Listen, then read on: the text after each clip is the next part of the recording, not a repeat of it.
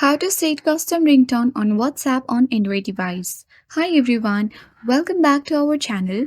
This is Rose and I'll guide you to set custom ringtone on WhatsApp on Android device. Without further ado, let's get started. First of all, make sure you have a stable internet connection. And now locate WhatsApp and long press on WhatsApp app icon.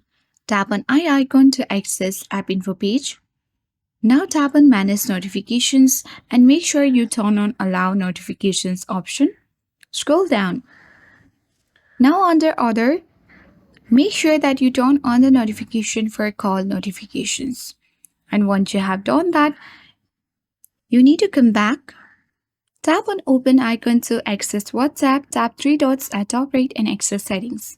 Scroll down and select Notifications and scroll down to the Call section. Tap on Ringtone.